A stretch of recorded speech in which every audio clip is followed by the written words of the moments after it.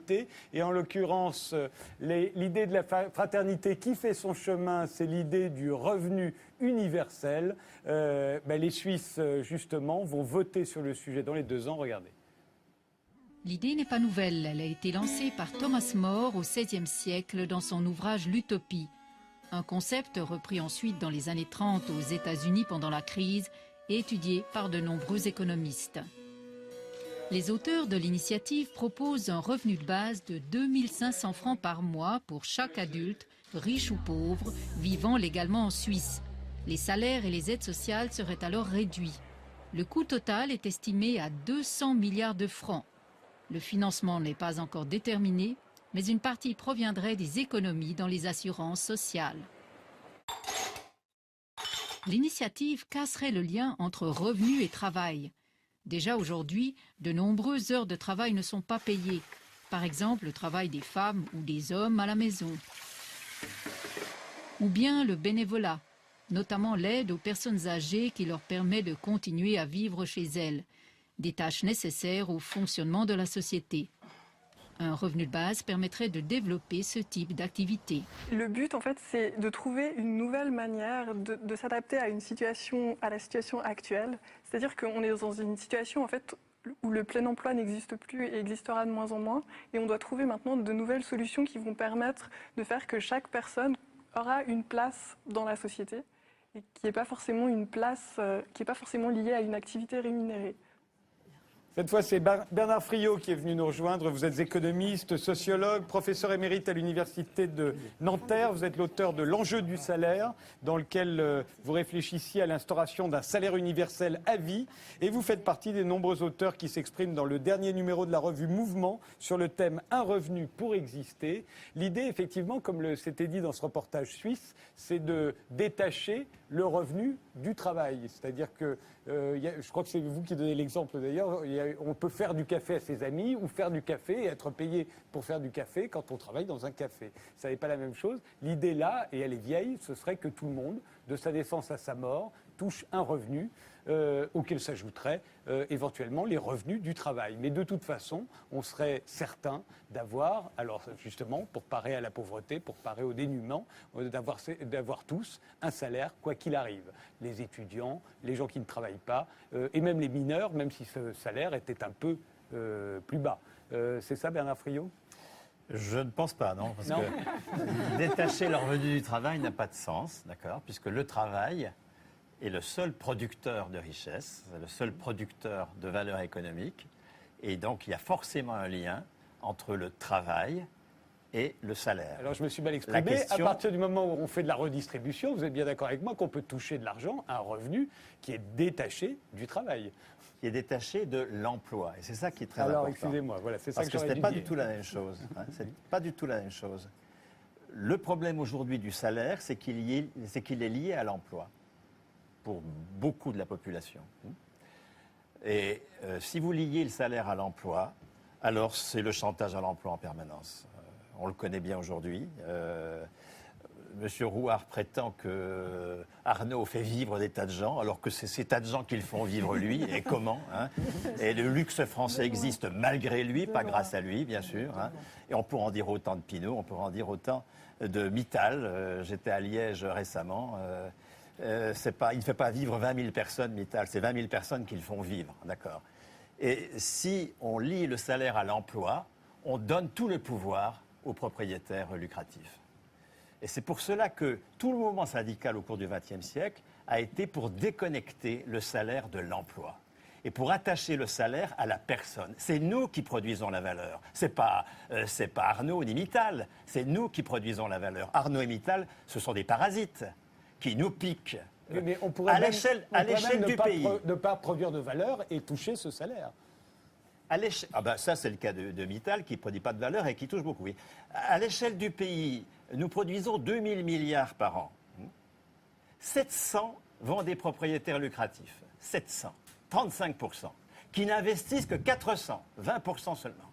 Il y a 300 milliards qui partent en fumée. Il y a un coût du capital de 15% sur notre production. C'est une des raisons de cela, une des raisons de l'arrogance de cette classe, c'est que nous sommes obligés d'être demandeurs d'emploi si nous voulons travailler. Parce que l'on a réussi à lier le salaire à l'emploi.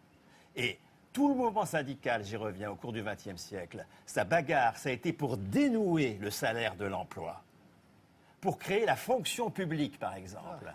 C'est-à-dire le salaire à vie. On n'est pas payé pour son poste, on est payé pour son grade. On passe un concours et on est payé pour son grade. On a un salaire. C'est pour ça qu'il n'y a pas de chômage dans la fonction publique. C'est pour ça que les réformateurs veulent l'y introduire, bien sûr. Il n'y a pas de chômage parce que ce n'est pas à l'emploi, au poste de travail qui est lié le salaire, mais à la personne. Et c'est un grand progrès que ce soit les personnes. C'est nous qui produisons, c'est nous qui devons être payés, pas notre emploi. Et j'ai pas d'emploi, je suis à poil. Ça doit disparaître. Et pour le faire disparaître, il faut attacher le salaire à la personne en généralisant ce que nous avons fait. Il ne s'agit pas de partir de rien, il ne s'agit pas d'inventer la Lune, il s'agit de pousser plus loin les conquêtes de la classe ouvrière. Sur le modèle du salaire à vie de la fonction publique, sur le modèle du salaire à vie des retraités. Nous avons construit la retraite comme le communisme, monsieur. le droit. Je vous laisse le soin de qualifier ça comme vous voulez. Vous êtes un réactionnaire assez fiefé. J'ai pu m'en rendre compte en vous écoutant ce soir. Je suis comme Mona Chollet. J'avais jamais vu des gens comme moi. C'est absolument incroyable. Enfin bon, vous avez le droit d'exister, évidemment. Et ils auront droit à un revenu. Ils auront droit à un revenu. J'achève. Laissez-moi l'élimination. Que si nous voulons la mort de ce pays, que chacun puisse être titulaire de son salaire, ce qui est un gros progrès, sur le modèle, en généralisant la situation des retraités, en généralisant la situation des fonctionnaires, non pas pour que tout le monde travaille pour l'État, c'est absurde, je suis pour un dépérissement de l'État. Peut-être que le Mélissier va être d'accord avec moi, du coup, ce qui est réactionnaire. Mais pour que, comme les fonctionnaires, nous soyons tous payés pour ce que nous sommes, pas pour l'emploi dont nous sommes des quémandaires auprès de parasites. Qui décidera mais ce que pour vous êtes que ce soit possible, il y a une deuxième condition. Sinon, on aura des salaires, mais pourquoi faire ? Il faut que nous maîtrisions l'investissement. Et pour maîtriser l'investissement, il faut que nous soyons copropriétaires de nos lieux de travail. La propriété est la condition de la responsabilité. Il faut en finir avec la propriété lucrative. Nous devons être copropriétaires d'usage de nos lieux de travail. Ce n'est pas du tout le cas en Suisse. En Suisse, ils proposent un salaire minimum. Mona Chollet, puisque vous avez signé le sujet dans le monde diplomatique, ça n'implique pas le communisme pour vous? Non, c'est-à-dire que en fait, je trouve la proposition de Bernard Friot très intéressante aussi. Il y a évidemment, mais c'est pas la proposition qui fait l'objet de l'initiative en Suisse, ni de l'initiative européenne qui a été lancée aussi il y a quelques mois. Je signale que c'est bien une initiative européenne. L'Union européenne n'est pas un grand parangon de la démocratie, que je sache. Donc méfions-nous d'une proposition de l'Union européenne. J'ai d'ailleurs été surpris, je dois dire, que le monde diplomatique sacrifie à cette affaire en faisant un dossier assez, comment dire, assez dans l'air du temps. Vous allez être déçu du parti. Alors, Mona? Non, en fait, juste pour développer un peu le revenu dont moi j'ai traité et qui fait l'objet des initiatives, c'est pas un renversement du système, c'est l'introduction du revenu garanti dans le système existant. C'est-à-dire que tout le monde touche un revenu fixe qui permet de vivre décemment, en plus, et qui peut cumuler éventuellement avec les revenus d'un travail si par ailleurs, dans le système existant, si par ailleurs il veut gagner un peu plus d'argent, ce qui sera probablement le cas d'un grand nombre de gens.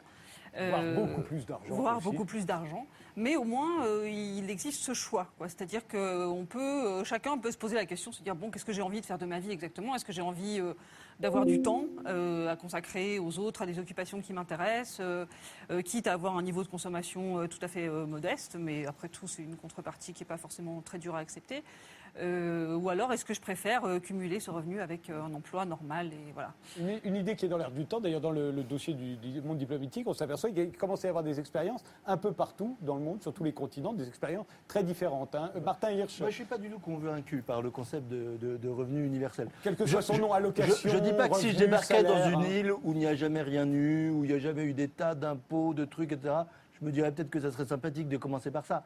Mais penser qu'on va passer au revenu universel, regardez, on a vu, c'est déjà compliqué de piquer 1 milliard dans les 700 milliards de prestations sociales et de les transformer, de les porter de l'un à l'autre. Donc ça me paraît tellement utopique. inconcevable que ça existe, que ça me paraît tout à fait quelque chose qui fait diversion. Et d'ailleurs, Christine Boutin n'arrivait jamais à me convaincre. Elle voulait absolument, c'était une fanatique du revenu universel. Et j'avoue que ça me laissait un peu méfiant. Non, mais le revenu universel, c'est le contraire du salaire universel. Oui, Parce le qu'un deuxième- revenu, c'est un c'était le pouvoir revenu, d'achat. c'était le revenu. Alors qu'un Le salaire, deuxième c'est la argument- reconnaissance de notre qualification. Nous sommes les producteurs, Le nous sommes deuxième- payés. bien le sûr. deuxième, le deuxième argument, vrai revenu universel, le par deuxième ailleurs. argument pour moi, c'est que ça n'est pas un moyen de lutter contre la pauvreté. Pour moi, sortir de la pauvreté, c'est que chacun puisse avoir une place utile dans la société qui lui permette d'avoir des moyens convenables d'existence. Donc un emploi.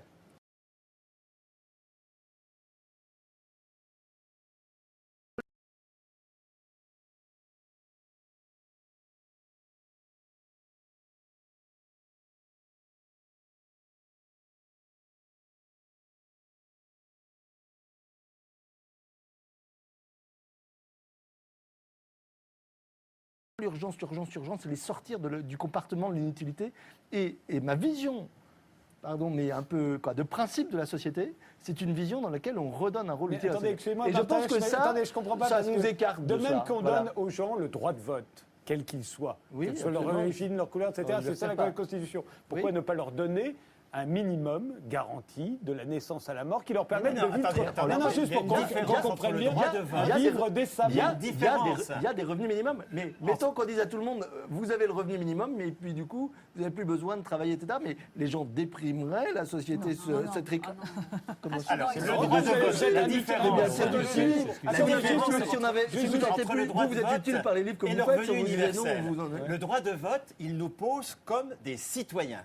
Il nous pose comme participants à la délibération. Le revenu universel, il nous pose comme ayant des droits.